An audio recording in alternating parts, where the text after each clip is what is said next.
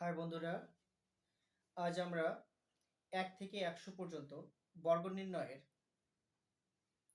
যে টেকনিক যত শর্টে করা যায় তার একটা ট্রিক শিখে আসবো আমরা।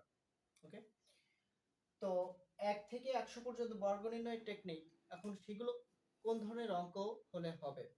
এককের ঘরের স্থানীয় মান যদি ৫ থাকে সেগুলোকে বের করার একটা শর্টকাট টেকনিক আছে, সেটা আমরা ফলো করি।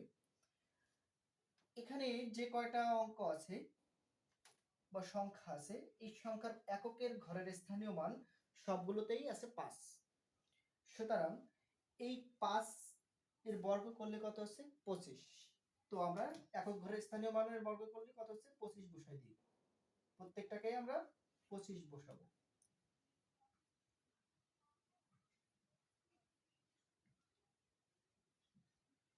এটাও আমরা ২৫ বসালাম।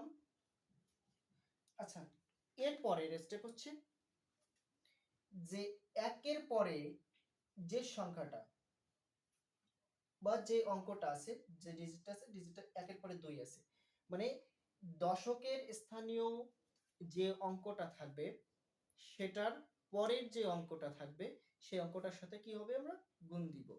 আচ্ছা, একের পরের অঙ্কটা কত? ২। তো ১ আর ২ গুণ করলে কত হচ্ছে? ২। তারপরে ২ এর পরের অঙ্কটা আছে কত? ৩। তো ২ আর ৩ গুণ করলে কত হচ্ছে? ৬। ৩ দুগুণ ৬। ৩ এর পরের অঙ্কটা কত? ৪। ৩ ৪ই ১২। ৪ এর পরের ঘরের অঙ্ক কত হচ্ছে কি? ৫। ৪ ৫ ২০। ৫ ছক ৩০। ৬ ৭ ৪২। ৭ ৮ ৫৬। ৮ ৯ ৭২।